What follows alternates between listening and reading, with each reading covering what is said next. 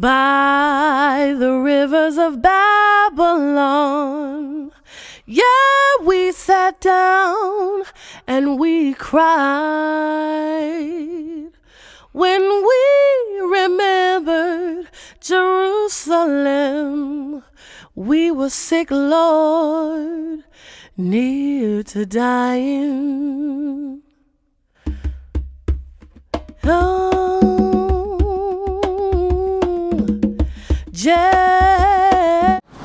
you may be seated.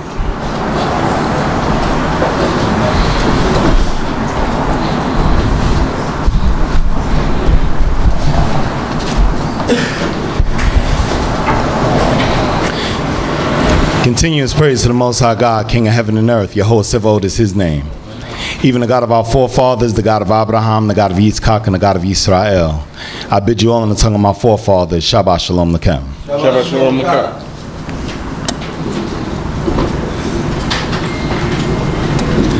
So, this week we're going to be picking it up from the book of Judges, chapter 9. And you know, as I sit down and I think about it, I'm like, it's funny that they call this the book of Judges. The book of Judges, the book of Kings, the book of Chronicles. But between Judges and Kings, it seems like there was so much folly going on. Israel was so backwards that it's almost amazing to me that we don't study this more or teach from it more to learn to take examples of what not to do. Why isn't it understanding people would learn from the mistakes of their forefathers in order to not repeat them? A lot of times we look at these things and we just go, oh man, they were crazy. Like this stuff ain't going on in these days and times. And I think about the book of Joshua and how they decided to name that book the book of Joshua. And that shows you the influence that the man had over the nation in his time, and then what was going on in these times. And I say that because up until the point that we was going on here, after all that was going on, after everything that was happening, we stepped right back into false God worship. And a lot of times we stop and we ask ourselves,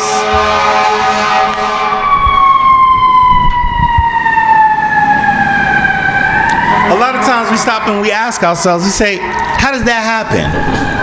Like, I can't see myself going from serving JC to serving the true and living God to going back to serving JC. That just doesn't make sense. That's not progress. That's like me walking to the door to walk back to the podium, to walk back to the door, to walk back to the podium to say I need to leave. But that's what Israelites do. We sit down and we don't consider the path that we take. We let petty differences, petty squabbles, perceived power, perceived income, and the hope of becoming one day this grand person hinder us, stagnate us as a people from getting to where we need to get to.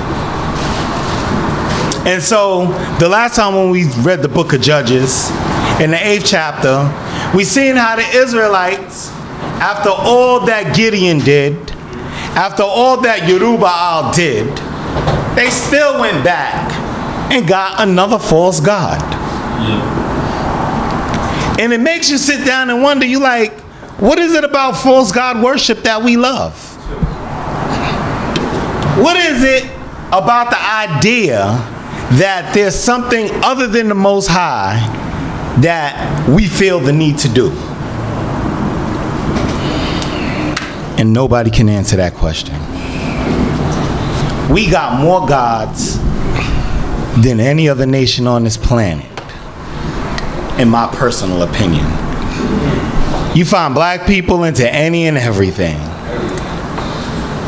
I tell you, I mean, when they got to the point where they were calling on the ancestors, I was like, my goodness, is there anything else that we cannot call on? We make up stuff. We call on the white man. We call the white man the black man. We call on the Indian god. We call on the ox, the dog. I'm talking about Ma'at, Ra, and all that other stuff. Now we calling on dead people. What else? Is there anything else left for us to do? And the horrible thing about it is, we can't even look at ourselves and stop and say, this doesn't make any sense anymore. Just the other day I was doing this, and now today this is what we're doing. And so as we sit and we look at the book of Judges, and we sit and we look at the different things that people were into, I want you to just stop and ask yourself, do I know somebody like this? Do I have somebody in my family or a friend of a friend that has these type of attributes? And then I pose the question that I posed this morning, do we have a solution? Is there a solution for this, or he's just like, yep, that's my crazy cousin. He's about to come in my house with that idol again. I can't do nothing about him. Here she go again. She gonna start throwing her oils all over the place, saying she's getting evil spirits off of her. That's what she do. And then I want y'all to think about what the Israelites were doing and what God thought about what we were doing. But we'll read. We're in the book of Yotam, which is Judges. Chapter 9, verse 1. Hallelujah. Hallelujah. And Abimelech, the son of Jerubbaal, went to Shechem unto his mother's brethren and spoke with them, and with all the family of the house of his mother's father, saying, Speak, I pray you, in the ears of all the men of Shechem. Which is better for you, that all the sons of Jerubbaal, who are 70 persons, rule over you, or that one rule over you? Remember also that I am your bone and your flesh. Divisive. Divisive. That's right. Now, I want y'all to remember what was going on here. After Jerubbaal died, after Gideon died, they went back to praising a false god, Right. Baal-Buri, and they were back again. This is about internal struggle. Gideon was the judge, and now Gideon, I know we don't like to talk about it, but it is what it is, had multiple women. He had multiple wives.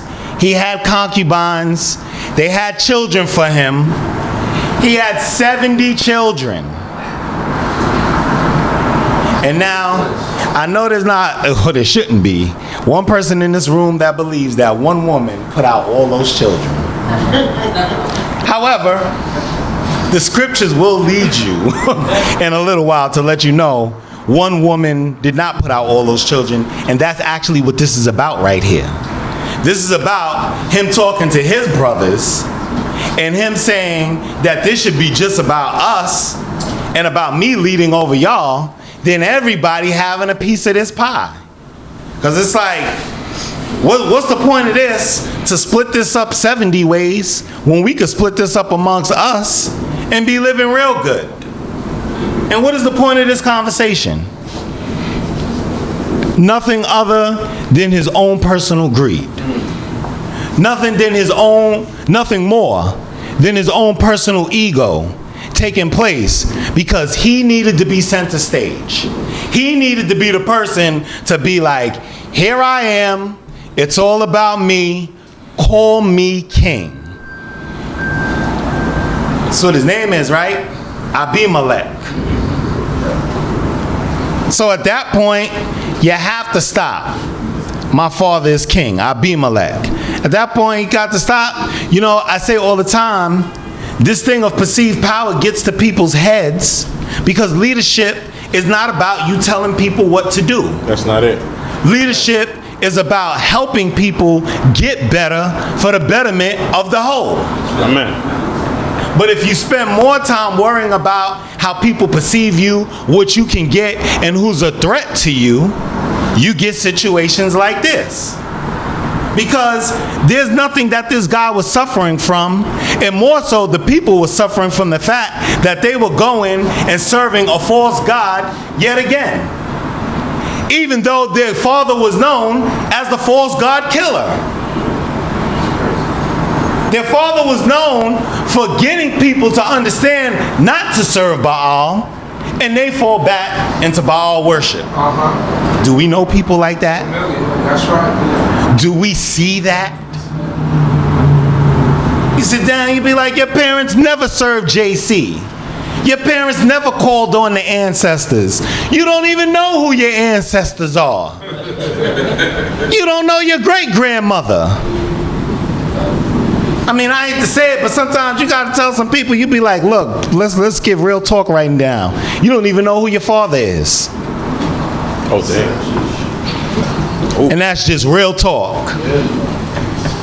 And you talking about who you're calling on and who's answering you and who's talking to you in dreams. And so now we got somebody here who's sitting there, he's appealing to what people want to hear.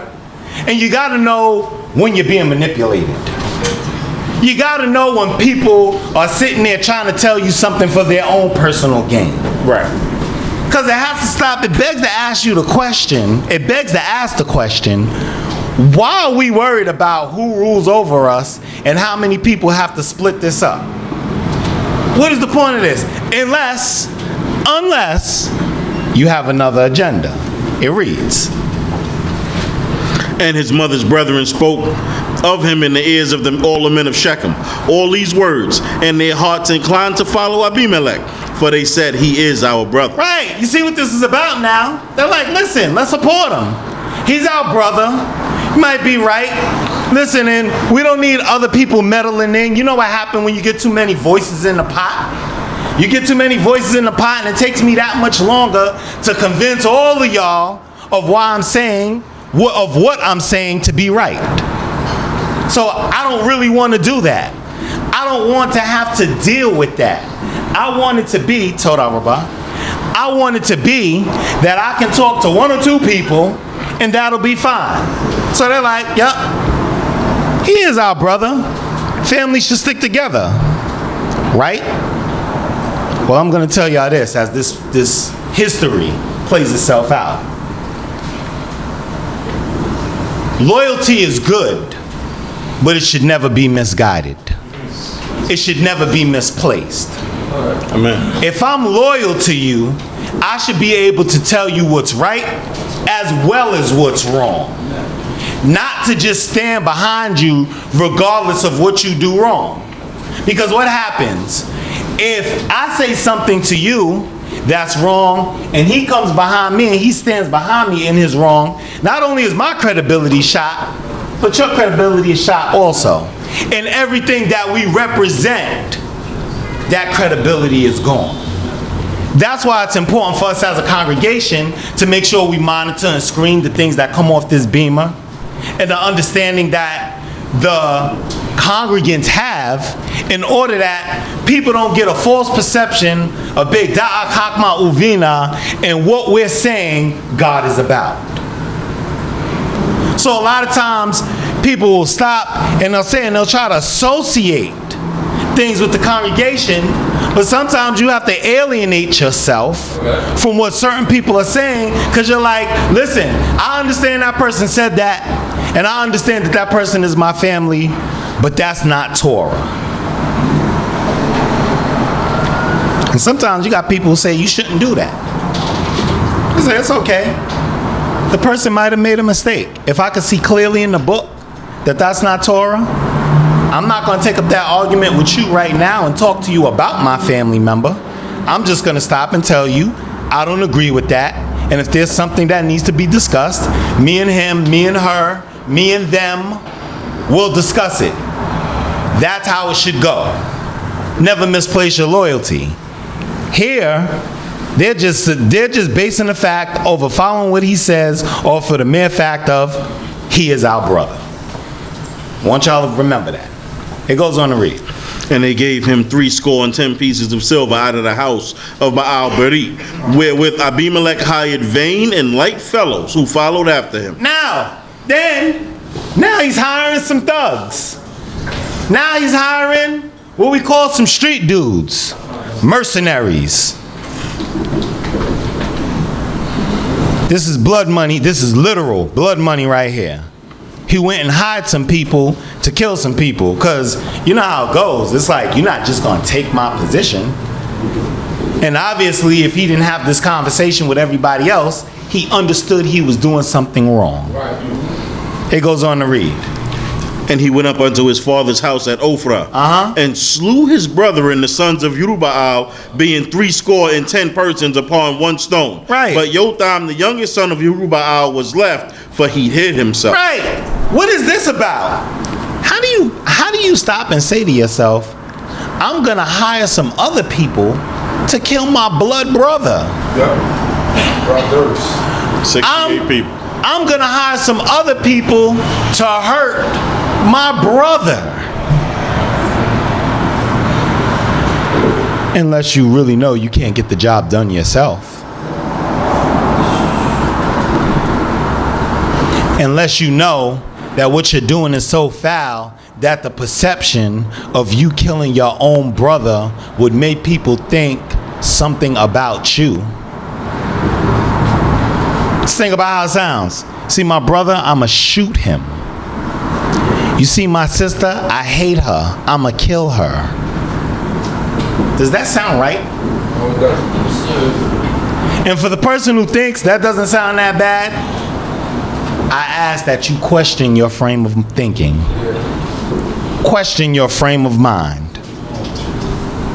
I'm gonna have some base fellows kill all my brethren on one stone to make an example that what? There's only certain people left. There's only one person left who should do this right now. This is what needs to happen here. It goes on to read.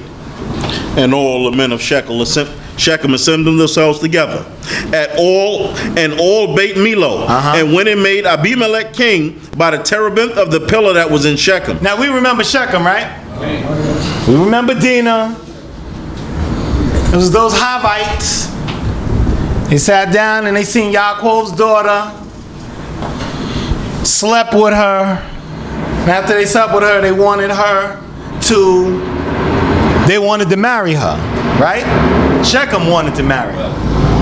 And then we went in there and we slew the city and took the people captive and all of that stuff. And so now there's history involved. Now they're stopping and like, what's going on here? But they understood who we were, and they understood what we were about. So these Shechemites, these Havites that were in the land, don't forget, there's a whole big thing brewing here because a couple of 100 years have passed and people went back. They remember where they used to be. And so now they're looking at all of this stuff and they're like, all right, we're going to make Abimelech the king. And they made him king. So what? By the terebinth of the pillar that was in Shechem. It goes on to read. And when they told it to Yotam, he stood at the top of the Mount Gerizim and lifted up his voice and cried and said unto them, hearken unto me, ye men of Shechem, that God may hearken unto you. The trees went forth on a time to anoint a king over them, and they said unto the olive tree, reign thou over us. But the olive tree said unto them, should I leave my fatness, seeing that by me they honor God and man, and go hold and sway over trees? Right. Now he's giving his example over here. He's actually about to curse the people. But he's giving his example here, and he's stopping, and he's saying, now I want us to remember Mount Gerizim in the book of Deuteronomy. Right. There's one mountain they bless on, and there's one mountain that they curse on. And they're in this area because they're by the Jordan. And so he starts the example off. He's like, the trees went forth on a time to anoint a king over them. And it makes sense because the people just made Abimelech king. And so they told the olive tree, you be king. And the olive tree was like, nah, not me. Why should I leave where I'm at? I'm doing good right now. I don't need anything more. I just want to do what I'm doing right here. It goes on to read. And the tree said unto the fig tree, The fig tree. Come thou, reign over us. Right. But the fig tree said unto them, Nah. Should I leave my sweetness and my good fruitage and go and hold and sway over trees? Yeah, I don't need y'all. I'm good. The fig tree is good. My position is good. I want y'all to understand what he's saying here. He's like, everything was working fine. Everything was working good. Nobody wanted what they were offering. Why? Because they were working together in a forest. The fig trees were fine. The olive trees were fine. They were holding their position. What does it go on to say? And the tree said unto the vine, Come thou, reign over us. Now I want y'all to understand about this, the vine, the lowest part.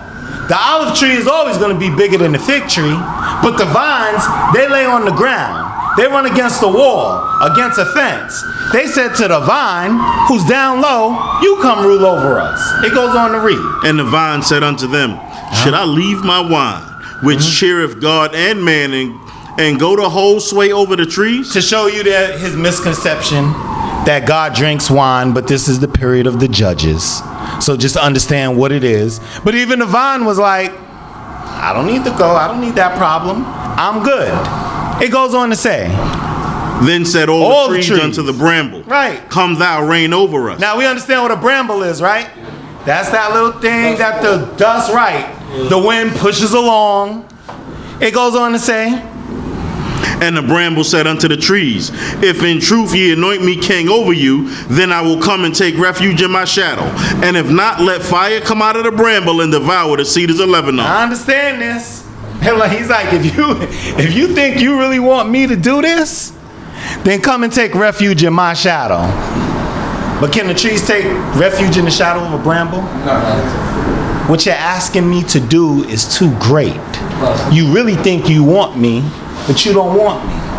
Yotam was telling them subtly that God is greater than all of this. And we don't need what you're asking for. To sit down and put Abimelech as the king, you don't need that. But if you think that's what you want, let it happen. He said, and if not, let fire come out of the bramble and devour the cedars of Lebanon. Meaning this is an all or nothing thing. Either we take God or we don't take God. If we're saying that we're good without God, then let's let it be and see how it works. But if not, let's agree that God should destroy all of us. Understand how Yotam was talking here. He was appealing to their intellect, but he knew that he could not overtake Abimelech. Right. That's why he was standing on top of the mountain. Okay. He understood what this was about, because this is very much treason what's going on here.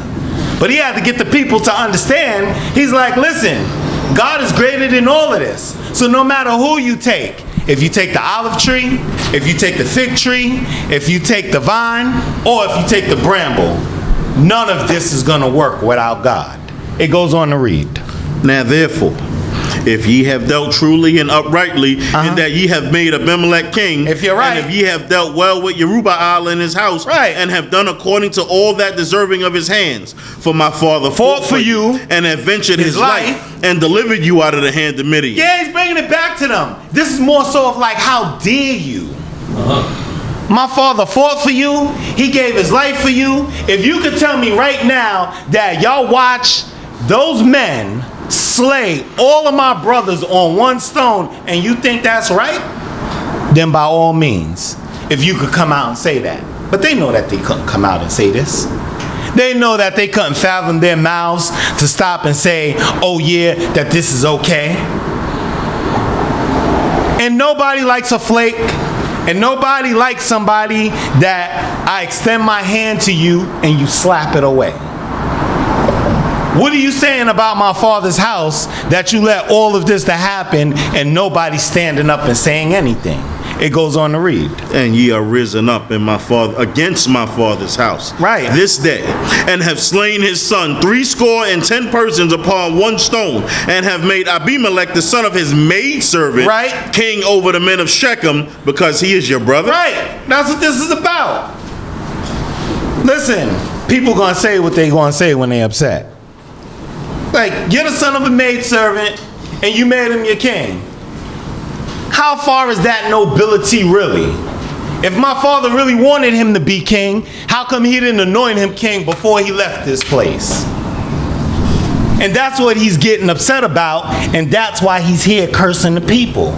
Because he's sitting down and he's like, y'all did all of this in the name of feigned loyalty. You turn your back on the people that ride with you. You turn your back on a family that did you good and only tried to do right by the nation. When the Midianites had us living in caves and was burning our fields and wouldn't let us gather any food, you needed him. Now that you're living good, you sit down and you forget it and you let murderers come and destroy his whole family? If my father was here, what would he do? This is Yotam right now. It goes on to read. If ye then have dealt truly and uprightly with Yerubbaal and with his house this day, then rejoice ye in Abimelech and let him rejoice in you also. Yeah, enjoy it. Tosi. But if not, let fire come out from Abimelech and devour the men of Shechem and Beit Milo, and let fire come out from the men of Shechem and from Beit Milo and devour Abimelech. That's the curse. That's the curse right there. He stood on the mountain, he cursed them. He said, if you're right, then by all means, everybody enjoy themselves. But if not, I hope you burn with fire. I'm trying to tell you, I don't know about what we've been learning and this thing about all love, and regardless of what everybody does, everything should be okay. That's not what my forefathers were talking about. And we're going to see in a little while how God answered his prayer. It goes on to read. And Yotam ran away and fled and went to Be'er and dwelt there for fear of Abimelech his brother. I mean, he was talking tough, but he was no dummy. I'm not going to be able to kill him. And if they catch me, they're going to put me on that stone also. And I'll be that last son that they were looking for to kill. It reads. And Abimelech was prince over Yisrael 3 years. And God sent an evil spirit between Abimelech and the men of Shechem. And the men of Shechem dealt treacherously with Abimelech, that the violence done to the 70 sons of Yerubbaal might come, and that their blood might be laid upon Abimelech their brother, who slew them, and upon the men of Shechem, who strengthened his hands to slay his brethren. Who says that God's judgment is immediate? Who says that because time goes by, that God will not make you pay for your sins? That's right. And Abimelech, if you have your notes, if you have your paper, either write it down or take mental note. Because I'm tired of Israelites singing that song about, oh, that was so long ago.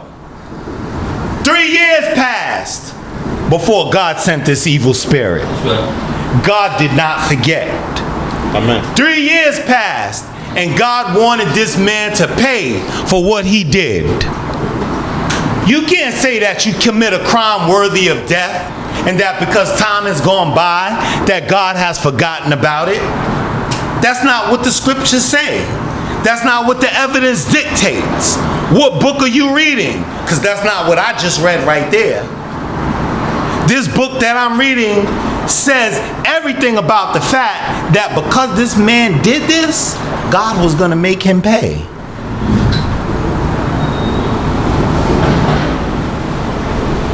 Don't you dare believe for a second that you could do something dirty and think, well, you know what? 5 years passed, so I must be doing something right. Good to go. Statute of limitations passed, brother. I'm walking around. I bought a new suit. I got some new shoes. Matter of fact, I'm going to Israel in 2020. I got to be good. That's not what's going on here. God said that he hates evil. God said that he will repay those that hate him to their face. And Abimelech was an enemy of the Most High God. He was a criminal. That's exactly who he was. That the violence done to the 70 sons of Yerubbaal might come, and that their blood might be laid upon Abimelech, their brother. Everybody who thought everything was going to be okay, they're going to suffer. And God didn't just hold it against Abimelech. He held it against the inhabitants of the city. Because they ain't do nothing. Amen. Because they didn't do nothing. Because they had blind loyalty. Because they understood that it was wrong. And they stood by. Are y'all getting my message? Sure. Y'all understand where I'm going with this? Got your message. Just checking. He sued them and upon the men of Shechem, who strengthened his hands to slay his brethren. God said, you helped them in that folly? You actually allowed that to happen? You need to die also. We don't like that.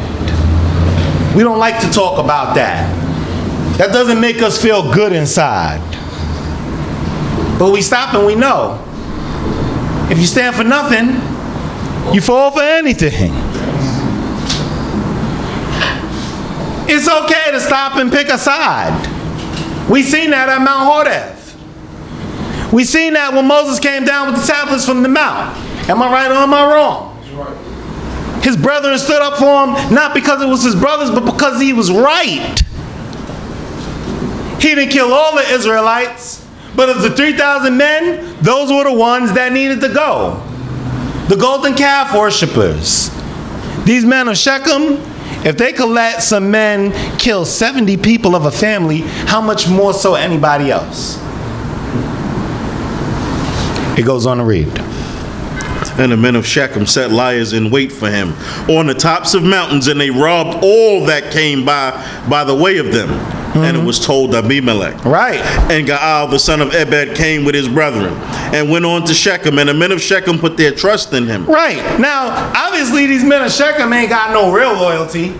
If Abimelech was their king, who's Gaal, the son of Ebed? Who is this guy? And how can he come along all of a sudden? But it says he came with his brethren and went on to Shechem, and the men of Shechem put their trust in him. Fly-by-night people, shady people, Guerrilla warfare. that you stop and you say, that's what I said, I ain't got that many friends. I advise you get yourself some friends. Find somebody who you can trust in, people who fear God, people who will be there for you, people who will help strengthen you and make you a better person. Because now, all the people who was with Abimelech, now the tide is turning. Don't think God can't do it. You stand faithful in what you do, then God comes along and shows you everything that you trusted in, he can switch it up like that. It goes on to read.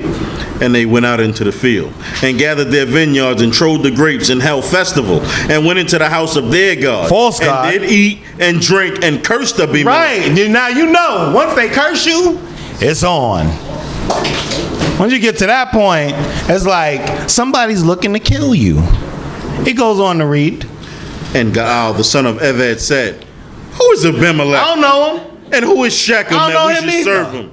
I don't know him. Go ahead. Is he not the son of Yerubbaal? And Zebul, his officer? Yeah. Serve ye the men of Hamor, the father of Shechem. But why should we serve him? Right. Listen, ain't this Shechemite city? He's nobody. Ain't this the son of Hamor? Y'all know what this is about. You guys are losing it. Y'all letting the Israelites come in here, run the show. Who are they? You know who Yerubbaal is? The son of a slave. That's what he's saying here right now. They don't serve our God, they serve a false God. So what he did, he went in there, they got drunk, they held the festival, they ate, they were feeling good, and he incited them. He said, y'all really letting the son of this slave be the ruler over us? What are you people doing here? It goes on to read. And would that this people were under my hand, then I would remove Abimelech. My goodness, is this not how it always works? Abimelech gave that same speech to them, and they fell for it. Then the next person along gave that same speech to them, and they fell for it. I'm telling y'all, the God that I serve, the very thing that you do to people that will make them, that will put people against one another and sow discord and allow you to gain by evil means, he will show you to your face exactly what you did, so that now you can understand what you did to others. I'm telling y'all, this is the God that I serve. He's bringing it back to him just the way he gave it out. You think Abimelech knew this type of thing was going on? He had no idea. He said, and would that this people were under my hand, then I would remove Abimelech. And Abimelech's story at the beginning of this is, what do we need 70 people for? Y'all just need me. How it goes. It reads, And he said unto Abimelech, Increase thine army and come out. let's fight. Go ahead.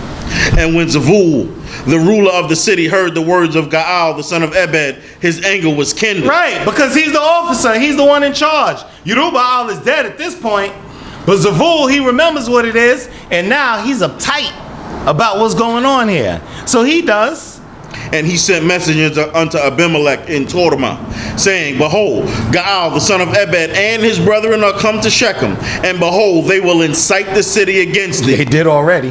Go ahead. Now therefore, up by night, thou and the people that are with thee, and lie in wait in the field. And it shall be that in the morning, as soon as the sun is up, Dawn, thou shalt rise early and set upon the city. And behold, when he and the people that are with him come out against thee, then thou mayest do to them as thou art able. Yeah, because he's sitting down. He's like, listen, this city's about to turn on you. We're gonna have to fight them. We're gonna have to overtake them. But catch them in the dawn. Catch them in the early part of the morning. You should be successful. And it reads, And Abimelech rose up, and all the people that were with him by night, and they lay in wait against Shechem in 4 companies. Right. And Gaal, the son of Ebed, went out and stood in the entrance of the gate of the city. And Abimelech rose up, and the people that were with him from the ambush. because it was an ambush. And it And when reads, Gaal saw the people, he said to Zebul, Behold, there come people down from the tops of the mountains. And Zebul said unto him, Thou seest the shadow of the mountains as if they were men. so see. And Gaal spoke again and said, See there, come people down from the mountain in the middle of the land, and one company cometh by the way of Elon Meonim. Then Zebul said unto him, Where is now thy mouth? that thou saidest, Who is Abimelech, that thou should serve him? Is not this the people that thou hast despised? Go out now, I pray, and fight with him. Yeah, he's talking big stuff now. Now he's at the point, he's like, you were talking all that stuff? You was like, who's Abimelech?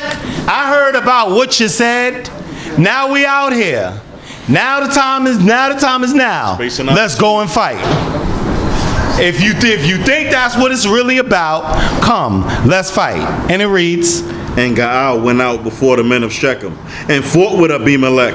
And Abimelech chased them, and he fled before him, and there fell many wounded, even unto the entrance of the gate. And Abimelech dwelt at Arumah, and Zebul drove out Gaal and his brethren, that they should not dwell in Shechem. so they won, right?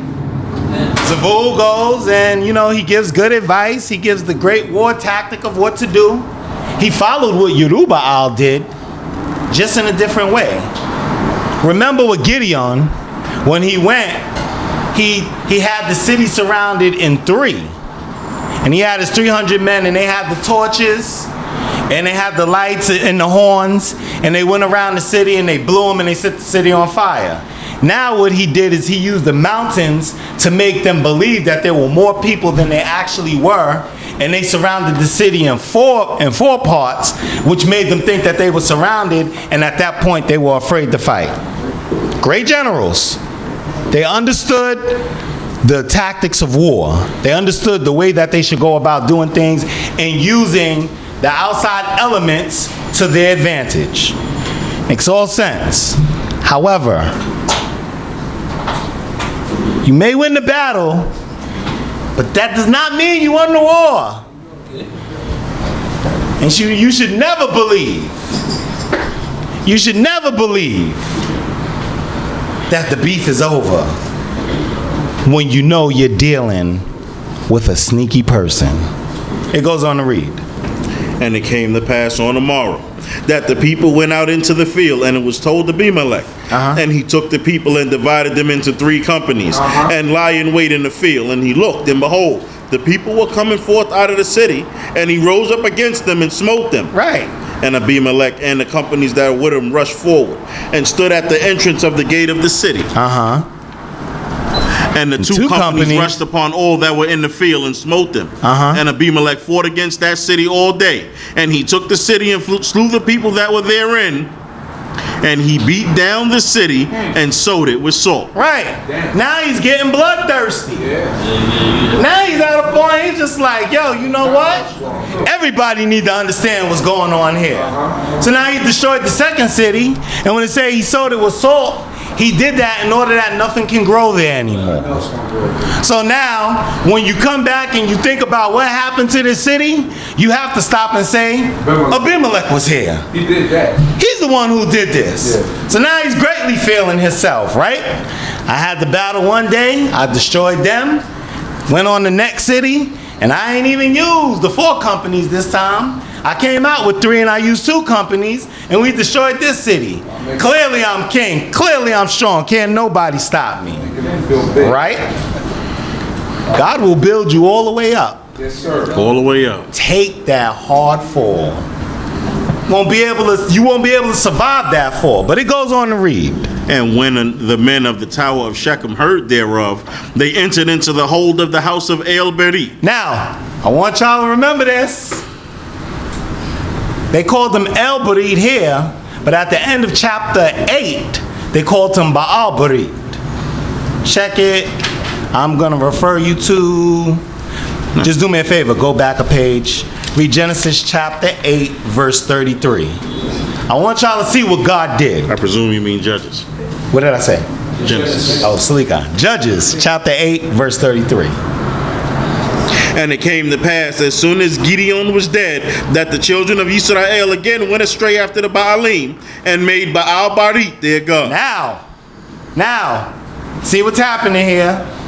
See what's happening. The very false god that they were serving. They just called him El-Berit here. Baal means Lord, El means God. Still the same thing. They went and they entered into the hold of the house of El-Berit, right?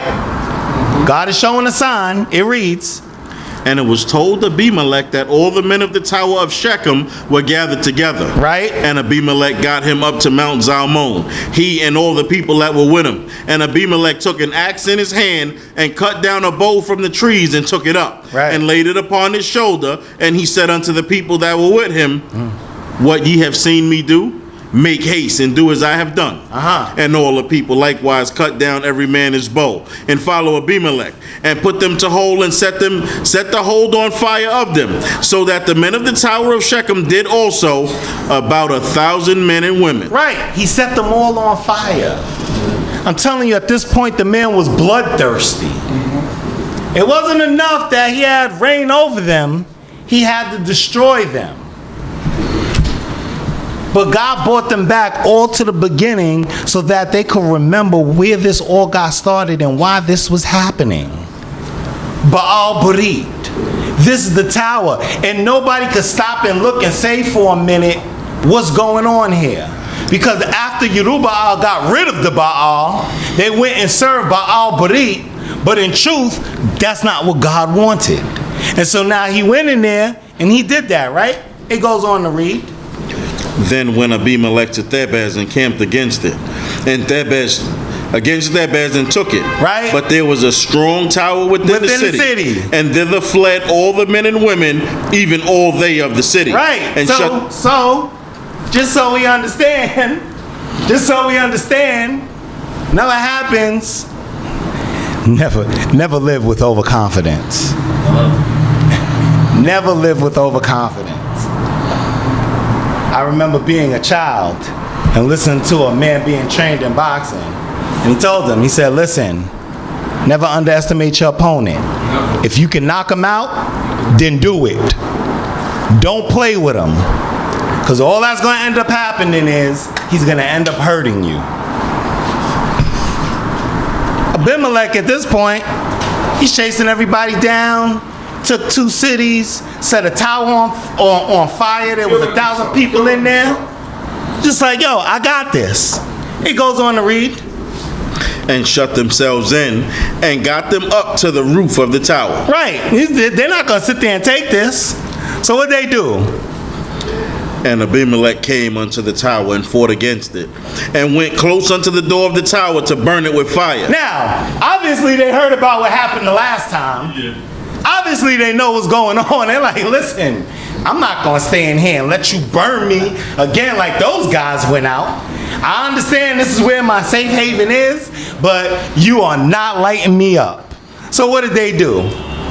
And a certain woman cast a millstone upon Abimelech's head, yes, and broke his skull. Yes. Then he called hastily unto the young man his armor bearer, right, and said unto him, Draw thy sword and kill me, that the men slay me not. Say of me, a woman slew him. Yes. And his young man thrust him through, and he died. Now I want y'all to understand this here. You sit there, and you gotta know. You sit down, you be like, yo, bro, whether you kill yourself, whether you have somebody kill you, we all know what happened. You went, and the most simplest thing in the world, the thing you should have knew better. She got gully. Being this, she sat down, and you know what she did? She took her own life in her hands. And Israelites need to understand this. She sat down and she understood. She's like, listen, it's better to kill this man than for me to sit here and let him kill me.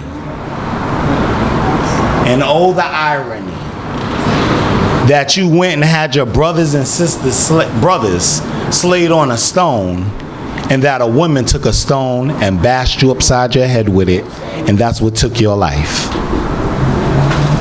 I'm telling y'all, the God that I serve, he brings it around. 3 years later, 4 years later, 10 years later, it don't matter. Because in actuality, what he wanted and what he thought was going to happen actually didn't last that long. Imagine being a king for 5 years. What's going on there? And to know at the end of the 5 years, you're going to die. But he died at the hand of a woman. The last thing he wanted to happen. It reads, And when the men of Yisrael saw that Abimelech was dead, they departed every man to his place. Thus God requited the wickedness of Abimelech, which he did unto his father in slaying his 70 brethren. Right. And all the wickedness of the men of Shechem did God requite upon their own heads. Right. And upon them that came the curse of Yotam, the son of Jerubbaal. Tosif. Judges chapter 10 verse 1. Hallelujah. Hallelujah. And after Abimelech there arose to save Yisrael Tola, the son of Puah, the son of Dodo, a man of Yissaschar. Amen. Amen. That Yissaschar, right? I give him some love. You want to take over this? This is the time when you see. Yeah, right. Well, hey, listen. It's in the time, you know what? A lot of times, I want y'all to understand what it says there. There arose to save Yisrael Tola. He had peace in his time. He didn't have to go through what a lot of other kings went through and a lot of other judges went through, because this is the period of judges. That's a good thing. He sat down when you could rule 20 in 3 years and you ain't got to worry about all that other stuff. Trust me when I tell you, you're doing good for yourself. It goes on to read. And he dwelt in Shamir, in the hill country of Ephraim, and he judged Yisrael 20 and 3 years and died, and was buried in Shamir. Tosif. And after him arose Yair, the Gileadite, right, and he judged Yisrael 20 and 2 years, and he had 30 sons that rode on 30 ass colts, that had 30 cities, which are called Hawot Yair unto this day. The villages of Yair, Tosif, which are in the land of Gilad. And Yair died and was buried in Hamon. Now I want y'all to just understand, this is beginning a line of great Gileadites. These people were warriors. They understood how to take over land and how to control land. It said that he had his 30 sons who had 30 ass colts, and they had 30 cities. They were respectable people, and they were known as a clan of warriors. It goes on to read. And the children of Israel again did that which was evil in the sight of Jehovah. Did it say again? Again.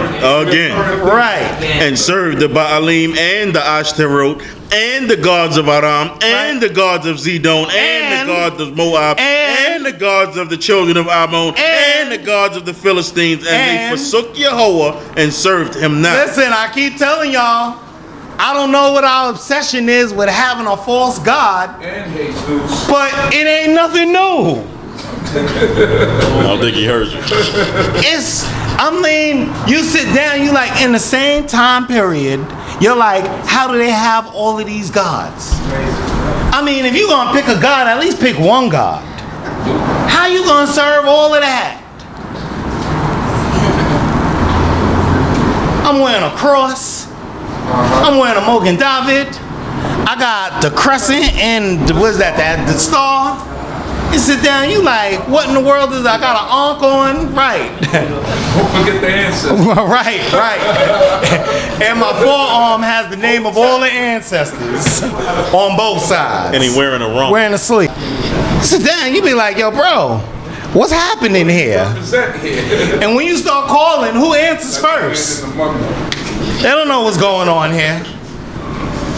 And so the very key point here is, and the anger of Yahweh was kindled. We're about to read that in a minute. The anger of Yahweh was kindled. We make God angry with our foolishness. We laugh at it, but God is furious with us. Amen. Because of what's going on. And we don't look at it like that. And you got people who will stop and say, oh, but you're overreacting. And how do you know that you're wrong? There's some truth in what they say. That's what people do. Every time. They go, you know there's some truth in that, you know. If you read the book, you might more quickly understand. And I sit down and say, that is not the culture of our forefathers. Our forefathers did not dibble and dabble in every other book. And you can't show me in this book where our forefathers dibbled and dabbled in other religions and they prospered. Right. So I don't want to hear about Scientology, because they're fools also. When you speak about Scientology and you speak about the facts of science, I don't care, but they still dispute God.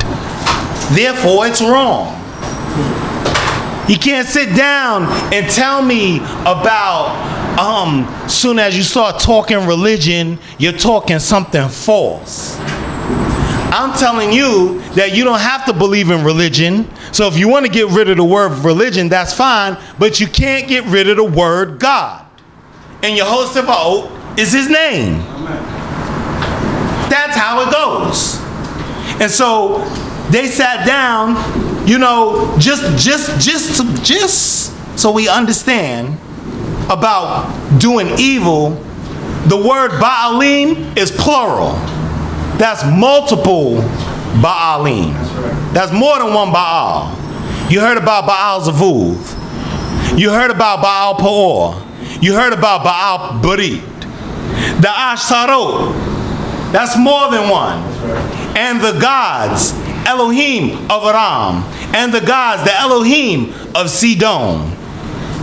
Elohim, the gods of Moab, and the gods of the children of Ammon, and the gods of the Philistines. We were just into any and everything. We didn't care, and there was nobody to stand up and stop and say, y'all are wrong for doing all of this. It reads in verse 7.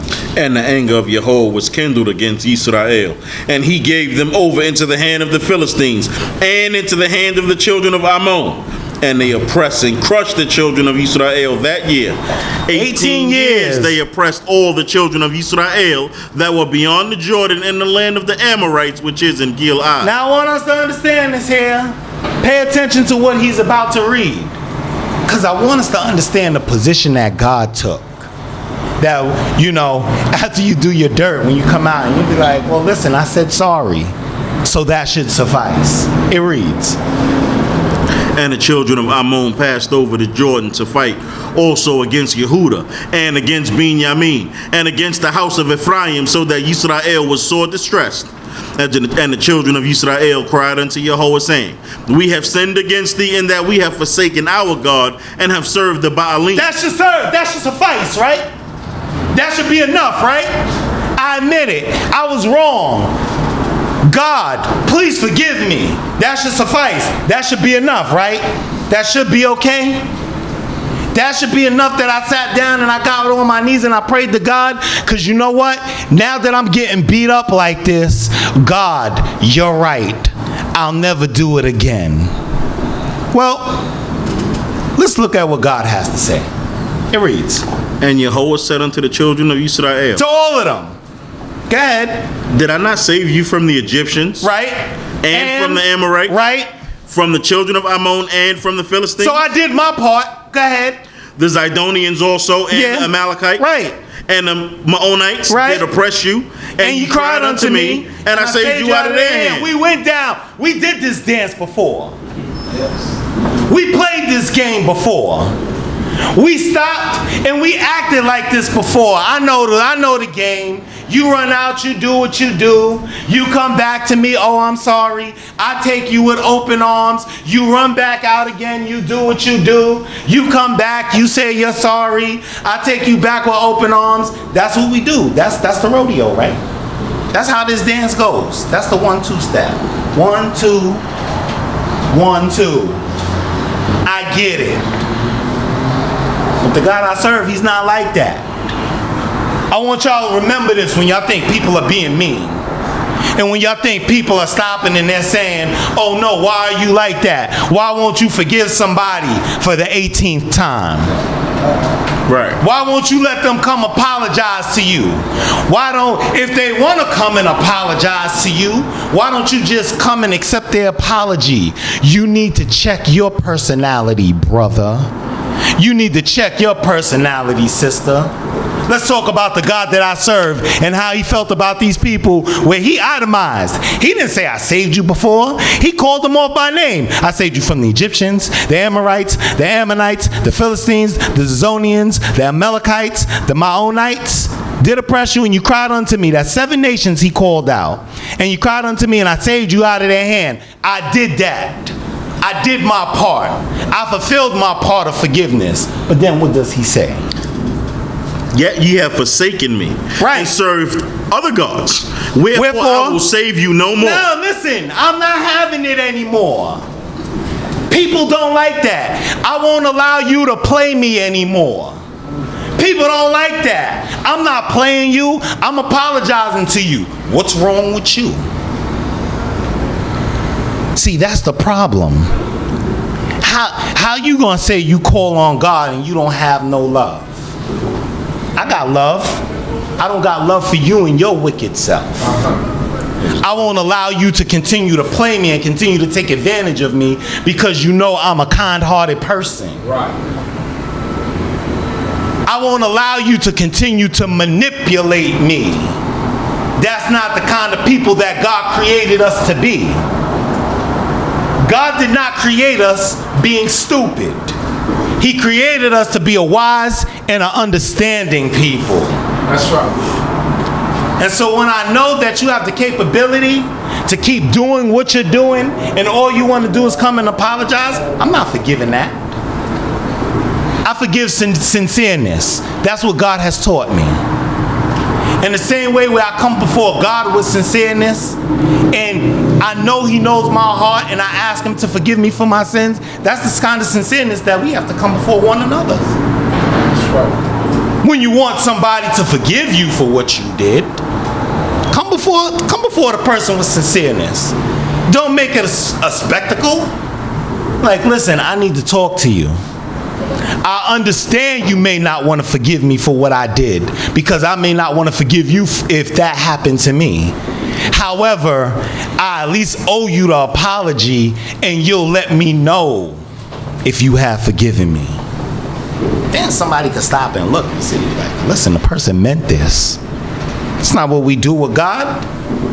We sit down and we just want the pain to be over. Right. We just want the stress to end. That's all we want. And then we want to go back to doing what we do, and then we question why God won't save us. And then we have the nerve to stop and say, oh, God doesn't answer our prayers. No, God doesn't answer your prayers because of the way you play with him. It reads, go and cry unto the God which ye have chosen. right. Let them save you in the time of your distress. Right, go back out there. Keep doing what you was doing. If you like that in the beginning, keep doing what you was doing. It reads. And the children of Israel said unto Yahweh, we have sinned. Of course you Do did. thou unto us whatsoever seemeth good unto thee. Only deliver us, I pray thee, this day. Right. And they put away the strange gods from among them and served Yahweh, and his soul was grieved for the misery of Yisrael. Yeah. I mean, God didn't want to see us suffer. But he's like, at least for the moment, they put away the strange gods. At least for the moment. But it wasn't immediate. We had some more forgiving to do. We had some more change to happen. Go ahead. And the children of Ammon were gathered together and encamped in Gilead. And the children of Israel assembled themselves together and encamped in Mizpah. And the people, the princes of Gilead, said one to another, what man is it he that will begin to fight against the children of Ammon? He shall be head over us and all the inhabitants of Gilead. Yeah, because they were at the point, they were like, listen, we don't know what's going to happen here, but it's time to fight. Right. They understood that they could no longer allow the Ammonites to keep doing what they were doing. They sat down, they brainstormed, and they said, we need a leader. It goes on to read. Think you're going to get through it? Okay, I got you. I promise you I'll stop if It's 8:15, right? Okay. I'm paying attention. I got you. Now Yiftach the Gileadite was a mighty man of valor, and he was the son of a harlot. Go ahead. And Gilead begot Yiftach. And then let's talk about it. We can't ignore it. Here's what it is. Yotam. He's a mighty man of valor. He's the son of a harlot. Now, Gilead had a wife. He had a wife. Listen, we're in the period of the judges. I'm not going to sit here and try to act like everything is right. That's right. But I'm just telling y'all, oftentimes sisters take this approach of why men do what they do.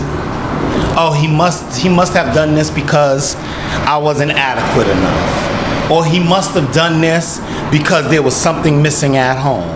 Or men are never satisfied. Listen, the man did what he did because that's what he wanted to do. And that does not mean that all men did this. The fact is that that's what he did, and he understood his responsibility to take care of his child, even though it was the son of a harlot, and he brought that child onto his inheritance. And that's what he was supposed to do. I'm sure his wife didn't like it. I'm sure his kids didn't like it. I'm sure that there were people on the inheritance that were whispering about him. How you gonna go and do that?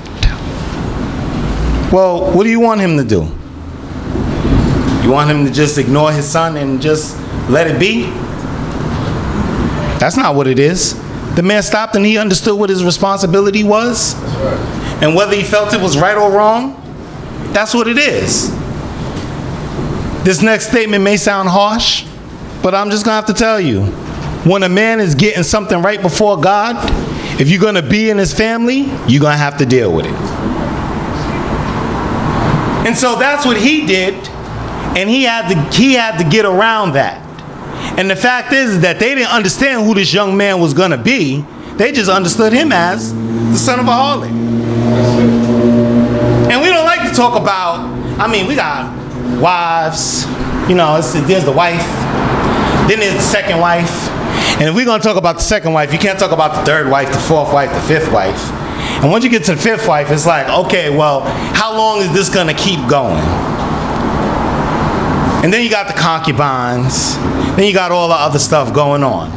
Correct? And so we don't like to talk about the culture of the Israelites. We just like to stop and say, this is what brothers should and shouldn't be doing. Does he have enough money to take care of all those women? I mean, who actually has enough money to take care of 70 children? You know how much college that is? We don't want to talk about it. We just want to act like he'd be like, yeah, let's just skim over that part. Only have 70 children. That's it. Listen, it's not about money. I'm going to say this and we're going to move on. The relationship that you build with a man is between you and that man, not between you, that man, and his women. You ain't have no problems with him before you found out about all the women. Now that you found out about the other women that he has, now there's a problem. What's the problem? Well, I didn't know about all these women. But were you happy? I'm telling y'all the mindset of a man. Were you happy? Yeah, I was, but. And I'm not going to tell you. All I'm going to tell you is, listen, if you want monogamy, find a man who's about monogamy. If you know your man is about polygyny, then be prepared to deal with polygyny. It is what it is. His wife, his children, his family had to understand what was happening here. It reads, And Gilead's wife bore him sons. And when his wife's sons grew up, they drove out Yiftach and said unto him, Thou shalt not inherit with our father's house, for thou art the son of another woman. Right. Then Yiftach fled from his brethren and dwelt in the land of Tola. And there he gathered. And there were gathered vain fellows to Yiftach, and they went out with him. You know, it's not that he can't fight. He was just wise enough to know that him staying on the inheritance wasn't going to be wise for anybody. A fight was going to happen. Something was going to break out. And so he understood to take the high road. He understood there's no point in me fighting with my own flesh and blood. So you know what? If I'm the problem, then let me go. And we don't understand that sometimes. You sit down and you fight for all of this stuff and you do what you do. And what are we really fighting over here? Because I can go someplace else and be living fine. And they're arguing over an inheritance that our father left for everybody. They know they're wrong, but God has a plan. And it goes on to read. And it came to pass after a while that the children of Ammon made war against Yisrael. And it was so that when the children of Ammon made war against Yisrael, the elders of Gilead went to fetch Yiftach out of the land of Tola. Right. And they said unto Yiftach, Come be our chief. And be our chief, that we may fight with the children of Ammon. And Yiftach said unto the elders of Gilead, Did not ye hate me? Yeah. And drive me out of my father's house? And why are ye now come when ye are in distress? Right. Listen, you sit down and you stop and you say, wait a second. Obviously the elders got involved at some point. Obviously they co-signed on him leaving off the inheritance. So he sits down and he's like, y'all hated me 1 second. Now y'all coming back and you want me to be your chief and your leader? Isn't that a little bit hypocritical? Isn't that very Israelitish? It's very much so Israelitish. We stop and we look at these things and we're like, wait a second. 1 minute you talking about me, the next minute you're asking me for my help. Do we know people like this? Does this seem like very much current day Israelites? Now all of a sudden you got beef and you want me. But I tell you, this man was no fool. No fool at all. He's like, you want me to be your chief, huh? What does it read? And the elders of Gilead said unto Yiftach, Therefore are we returned to thee now, that thou mayest go with us and fight with the children of Ammon, and thou shalt be our head over all the inhabitants of Gilead. And Yiftach said unto the elders, If ye bring me back home to fight with the children of Ammon, and Yahweh deliver them before me, I will be your head. And the elders of Gilead said unto Yiftach, Yahweh shall be witness between us. Surely according to thy word, so will we do. Wise man, he understood how this went. He made them swear at this point. that if I come back and I'm successful, I'm in charge. I say what to do now that everything is going good. Because if I leave this up to y'all, I know how y'all do God. When God saves you, you go back to doing everything that you want to do. How much more me being a man? So I'm not going to let y'all use me. If I come and I defeat them and we're successful, then yes, I'm not just a chief, I'm the chief. I'm the one who calls the shots. So that way I ain't got to be subject to the foolishness. It reads, Then Yiftach went with the elders of Gilead, and the people made him head and chief over them, and Yiftach spoke all these words before Yahweh in Mizpeh. Tosif. And Yiftach sent messengers unto the king of the children of Ammon, saying, What hast thou to do with me, that thou art come to fight against my land? And the king of the children of Ammon answered unto the messengers of Yiftach, Because Yisrael took away my land when he came out of Egypt, from the Arnon even to Yabbok, and unto the Jordan. Now therefore restore those cities peaceably. And Yiftach sent messengers again unto the king of the children of Ammon. And he said unto them, Thus says Yiftach, Yisrael took not away the land of Moab, nor the land of the children of Ammon. But when we came forth from Egypt, Yisrael walked through the wilderness and unto the Red Sea and came to Kadesh. Then Yisrael sent messengers of the king of Edom, saying, Let me, I pray, pass through thy land. But the king of Edom hearkened not. And in like manner he sent unto the king of Moab, but he would not. And Yisrael abode in Kadesh. Then he walked through the wilderness and compassed the land of Edom and the land of Moab, and came by the east side of the land of Moab. And they pitched on the other side of the Arnon. But they came not within the borders of Moab, for the Arnon was the border of Moab. And Yisrael sent messengers unto Sihon, king of the Amorites, the king of Heshbon. And Yisrael said unto him, Let us, we pray thee, pass through that unto that land, unto my place. But Sihon trusted not Yisrael to pass through his border, but Sihon gathered all his people together and pitched in Yahaz and fought against Yisrael. And Yahweh, the God of Yisrael, delivered Sihon and all his people into the hand of Yisrael, and they smote them. So Yisrael possessed all the land of the Amorites and the inhabitants of the country. And they possessed all the border of the Amorites from Arnon even unto the Yabbok, and from the wilderness even unto the Jordan. So now Yahweh, the God of Yisrael, has dispossessed the Amorites from before his people Yisrael. And shouldest thou possess them? Wilt thou not possess that which Chemosh thy God has given thee to possess? So whomsoever Yahweh our God has dispossessed from before us, then will we possess. Long story short, he's sitting down, he said, we tried to be nice about this. 3 years ago, we tried to be nice about this. We just wanted to pass through. We just wanted to go to our land. Our beef was with the Canaanites. Our beef was with the Hivites, the Hittites, the Girgashites, the Jebusites, those 7 nations. That's where the beef was. And what happened? We had people coming out against us like we had beef with them, and we like, listen, let us just pass through. We asked the Edomites, we were like, hey, listen, we'll pay for whatever we take from your land. Only let us pass through. And nobody wanted to give it to us. So since Jehovah gave this to us, you know what? If Chemosh, your God, your false God, told you that you can have your land, then let him fight for you.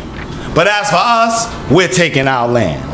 It reads, And now, art thou anything better than Balak, the son of Zippor, king of Moab? No. Did he ever strive against Yisrael, or did we fight against them? While Yisrael dwelt in Heshbon and its towns, and in the Aroer and its towns, and in all the cities that are along by the side of the Arnon, 300 years. Wherefore did ye not recover them within that time? Don't come talking that talk now. Don't come all of a sudden like you on your high horse now. You're like, oh, listen, y'all took my land. You know what this is about. You know how this went down, and you know why we got this land. You started this war, not me. So all I'm saying is, what's mine is mine, and what's yours is yours. So y'all keep doing what y'all been doing, and we're going to do what we've been doing. It reads, I therefore have not sinned against thee, but thou dost me wrong to war against me. You started Yehovah, the judge be judged this day between the children of Israel and the children of Ammon. Howbeit, the king of the children of Ammon hearkened not unto the words of Yiftach which he sent him. Yeah, he's like, I ain't trying to hear all of that. Go ahead. Then the spirit of Yahweh came upon Yiftach, and he passed over Gilead and Manasseh, and passed over Mizpeh of Gilead, and from Mizpeh of Gilead he passed over unto the children of Ammon. I want y'all to understand this, the spirit of Yahweh. Nothing mystical, magical. The Most High God at this point incited him and let him know the battle is with you, and now is the time to go and fight them. When you know you have a war with somebody, when you know you got beef, sometimes you can't wait for the war to come to you. Sometimes you got to bring the war to them, because it's a life or death experience. And it reads, And Yiftach vowed a vow unto Yahweh and said, If thou wilt indeed deliver the children of Ammon into my hand, then it shall be that whatsoever cometh forth of the doors of my house to meet me, when I return in peace from the children of Ammon, it shall be Yahweh's, and I will offer it up for a burnt offering. Now I want us to understand this, because this will come up in the later chapters, to understand that he was trying to fulfill his vow.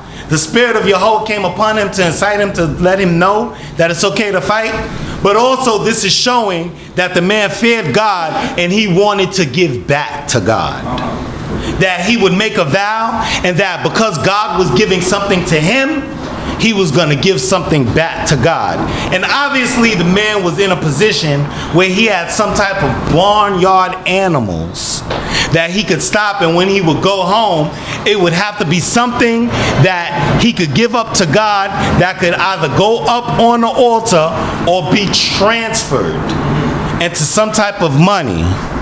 The shekel is our monetary count, or the gator, and that he would give it to God. But he said, I will offer it up for a burnt offering. So now he said it out of his mouth, and he expected to fulfill that. It reads, So Yiftach passed over unto the children of Ammon to fight against them, and Yahweh delivered them into his hand, and he smote them from Aroer until thou cometh to Minit, even 20 cities, right, and unto Abel Chiraim, with a very great slaughter. So the children of Ammon were subdued before the children of Yisrael. 20 cities.